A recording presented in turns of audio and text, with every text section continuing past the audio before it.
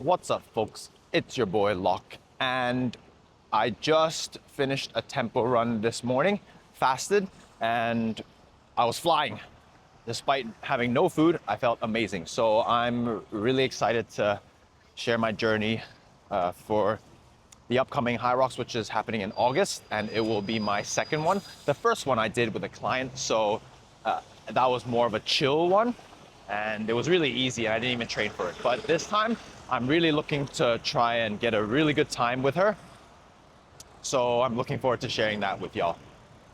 But today, I want to talk about what I've learned over the last 31 years. So I'm 31 years old, turning 32 this year, and I love fitness. And I want to share everything I know about health and fitness.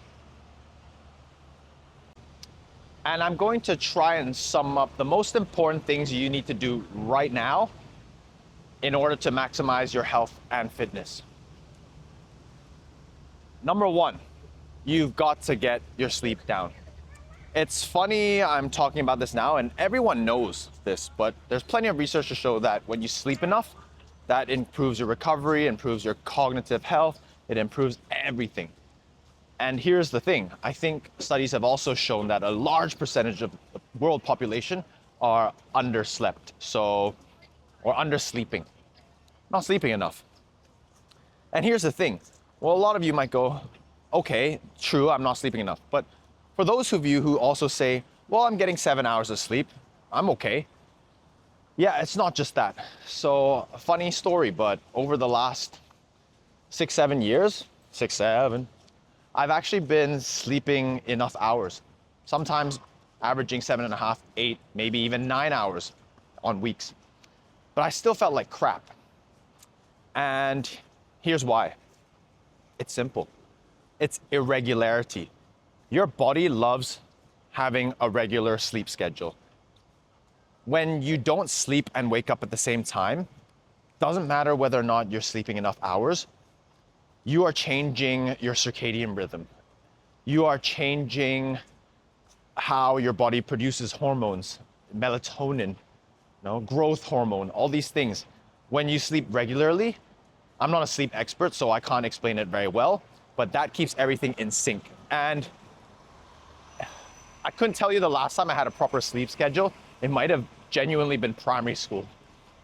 Ever since then, I was sleeping at 2 a.m., 3 a.m., waking up at 10, 11 a.m. thinking, yeah, but I'm getting 8 or 9 hours. Well, our body doesn't work that way. You need to sleep regularly at the same time and wake up at the same time. And funnily enough, I think I talked about this in my previous videos. If you're already following, you would know that I get sick quite often. And touch wood, I've been feeling amazing for the last couple of weeks. And this is the first time in years, I'm talking probably 15 years, where I sleep more or less at the same time and wake up at more or less the same time. I usually aim to sleep before 11 and wake up before 8.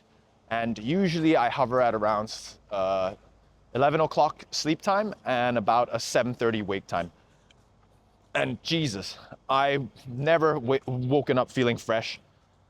Well, I have, but I couldn't tell you when. It must have been primary school. And it's nuts, the amount of energy I have, the freshness of my mind, it's incredible. So if there's anything you can do right now for your health and fitness, the number one thing is to fix your sleep.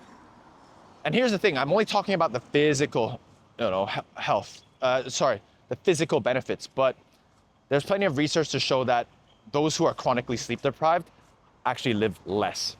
And those who sleep longer will live a longer life and a better quality life. So, number one thing you can do, sleep more.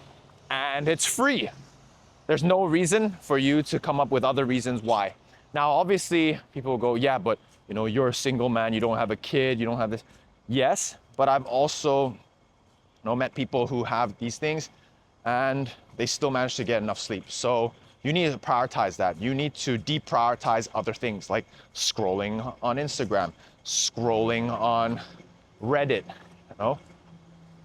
Yeah, sure, it does mean that you will have less spare time for yourself. And I know a lot of people like to procrastinate at night, but you've got to do it. And until you do it, everything else is not going to fall into place. Sleep is arguably the most important thing you can do for recovery and your health. So that's the number one step to health maxing. Number two, you've got to get your nutrition down. Sure, exercise is really important, and we'll talk more about this, but over the last, again, 31 years, I can't tell you and say with a straight face that I've been eating very well. Sure, I eat better than most people, but it's still not optimal. And it's only until the last month when I've started really dialing down on my diet. 80 to 90% of the foods I eat are vegetables, fruits, protein, whole grain rice, so brown rice, mixed rice, not so much potatoes, but I should probably get more potatoes and sweet potatoes in my diet. Pasta, carbs, yeah, they're really important. Obviously, you don't want to go for super high GI carbs. Generally, most things will be low GI, unless obviously you exercise a lot, then high GI carbs can be appropriate. But those are the things you want to be eating more of. And then obviously your fats, so olive oil, nuts, fish, these kind of, fatty fish, omega-3s. Yeah, these are the kind of fats you want, not processed crap. So my big rule of thumb is if it's something that you couldn't have found 1,000 years ago, it's probably not good for you. It means that it's been manufactured and processed. You want to eat most of the things in your diet should consist of food that can be found in nature. Now, that's not therefore meaning, okay, well, you can't eat a bag of crisps here and there. I sometimes do that. Rare now though, because when you start to eat all these foods, it's so nutritious, it's packed with the macronutrients you need, the micronutrients you need. You're not gonna crave as much. I rarely crave sweets, crisps now, whereas I used to crave them a lot when I was eating like crap. Now, when I do crave something, that usually means something's gone wrong. From my experience, it means either I'm not eating well, I'm not sleeping enough, I'm stressed, or I'm just exercising too much and not prioritizing my recovery. That's when I start to crave things. So that's the next thing you have to prioritize for health and fitness is your nutrition. It's not difficult. Everyone knows how to eat healthy. It's really not that difficult. More fruits, more vegetables, more protein, more healthy fats. But how do you do it? That's not easy. And this is where I would recommend working with a nutritionist, a dietitian, and also a trainer, ideally both. But that's really it. Eat better, sleep better, and that covers 80 to 90% of your recovery already. You don't need all that fancy crap, the supplements. Honestly, most supplements you don't need. If you're eating a healthy diet, you're sleeping well enough, the supplements will just add to that. But it doesn't replace good nutrition. It doesn't replace good sleep. I've just seen way too many people get carried away with, I need this supplement, I need that supplement. But I just simply ask, well, how many hours are you sleeping? 5 hours a night. Yeah, okay, no more supplements is gonna help with that. The most important thing is going to be sleep and nutrition, and I'm going to keep hounding on that. But if there's two things you can do right now, it's working on those things. And yes, I can go off on why I think it's really difficult for a lot of people, especially people from a lower income household. It is a lot harder to eat well. And unfortunately, I don't really know how to help with that other than to try and advocate the government to, then again, it's deaf ears, who am I to speak about this, but subsidize farms that provide us with good food and obviously tax the crap out of things like McDonald's, KFC. They should not be getting tax breaks. And I don't want to go off on this, but ironically enough, the government, they're always trying to preach us to eat healthier, eat a more well-balanced diet. It's like, yeah, but it's not convenient. If anything, how it should work is McDonald's or corporations, fast food corporations should actually provide us with nutritious fast food. And that should be a lot cheaper. I mean, I come from Hong Kong, and a McDonald's burger or a McDonald's meal would cost you about, I think, let me guess, $4 US, whereas a salad outside in Hong Kong would cost you about double that. Come on, man, how do you expect people to eat healthy when it's double the price? Now, people go, oh, well, you can cook your meals, you can buy it from the market and whatnot. Yeah, sure. But people work long hours. People have kids. It's not easy. You've got to make these foods convenient for people. And I'm going off already, but long story short, I understand your pain. It's not easy to eat healthy, and one can only try their best. And maybe if any one of y'all want to know, message in the comments, or sorry, write a comment down on, well, what are some cheap and easy ways I can get in my nutrition? And one of my favorites is oats, some chia seeds, unsweetened almond milk, and protein. That's it. Oh, and then I throw in some frozen fruit, usually berries. That's one massive meal. It covers me about close to 1,000 calories, and it's all really healthy and calorie dense, and plenty of micronutrients, with plenty of micronutrients. So yeah, is there an excuse? Yes, there is. It's not easy, but if you really care about your health and you care about fitness, you're gonna do it. Now, number 3, weights is not everything. Yes, weight training is really important, and if we want to look max, you might even argue you don't need cardio, because if you diet well and you do enough weight training, you'll build enough muscle and be lean enough. However, if you also care about your health, cardio really matters. And a great predictor of health span, which just means the quality of your life while you're living, and a predictor of lifespan, is your VO2 max. And for those of you who don't know what your VO2, I'm not even gonna go into it, but you simply just need to know that VO2 max, there's a very high correlation between that and how likely you live. So the higher your VO2 max score is, the better higher quality life you live, as well as a longer life. So get going, do your cardio. And here's the thing, as a trainer, I get a lot of people ask, well, what's the best type of cardio? Well, the simple answer is the one you're willing to do long enough and don't find boring.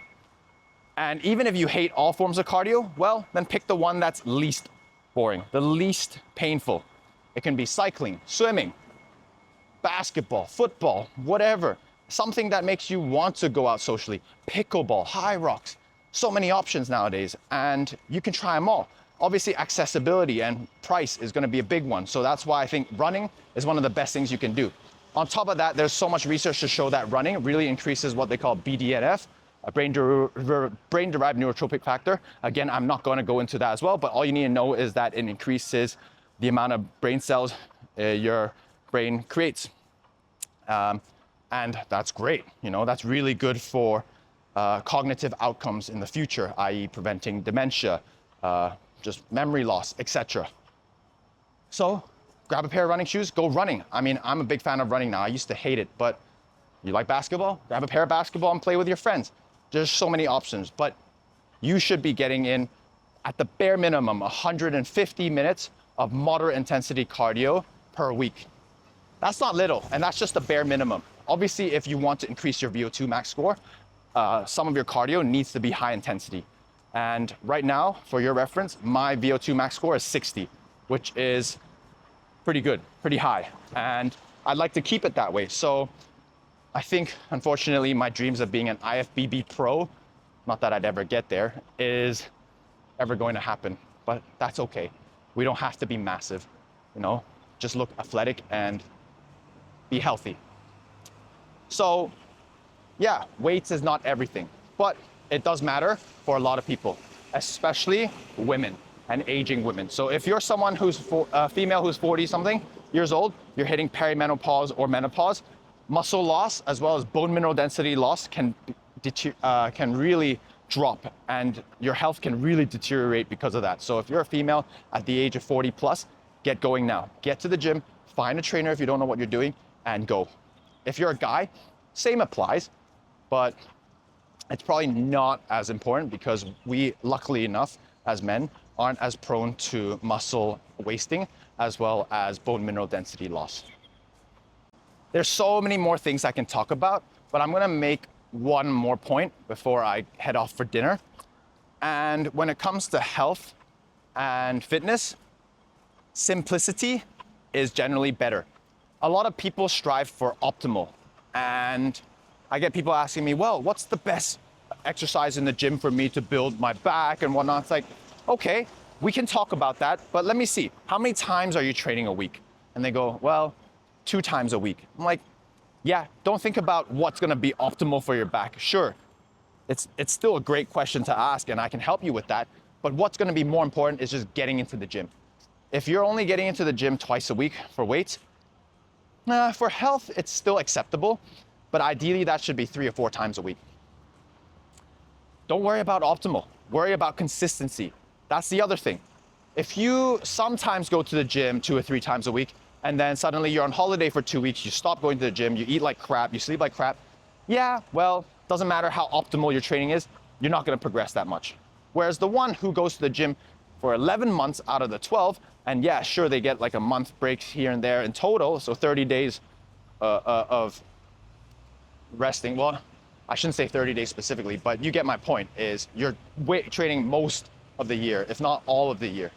Yeah, then we can talk about optimal. Then we can talk about, how should we program specifically? You don't need to worry about your program. Just go find one. I would say, if you look around, most people do not look like they lift. So most people can just benefit from a very simple weight training program, whether or not be 5x5 strong lifts or 3x3 or some sort of hypertrophy program. There's plenty of beginner hypertrophy programs. I think it's called GZCL. That's a classic one that not many people know about, but pretty good. You can even go with Wendler's and do a boring but big, which gives you a bit of hypertrophy. Sure, it's not optimal and it's a cookie cutter program that's not personalized, but it'll work. You'll do just fine. I've known so many people who never got on, a personalized program, and just because they rock up 3 or 4 times a week with, I wouldn't say terrible form, but not great form, they still look jacked. It's really not that difficult. I see too many people who make no gains over the last year or two worry about my programming, or I need, what supplement are you taking? Am I eating enough protein? I'm like, don't worry about that. Just get into the gym 3 or 4 times a week. And I'm gonna keep having to say this, but consistency and discipline beats optimal and high quality and intense training for short bouts. The saying goes, it's not a sprint, it's a marathon. And for health and fitness, it's exactly that. So don't worry about optimal, worry about discipline and consistency. And now I've gone on and gone off for quite a while, but I really enjoyed that. For those of you who enjoyed this video, please like, comment, subscribe, tell me what you want to see next. I will still cover my running journey as well as vlog what's going on in my life, but I thought this might be an informative video for some of y'all. And if y'all like it, I'm gonna do more of these. But for now, I'm gonna head out to dinner. So I'll see y'all next time. Peace.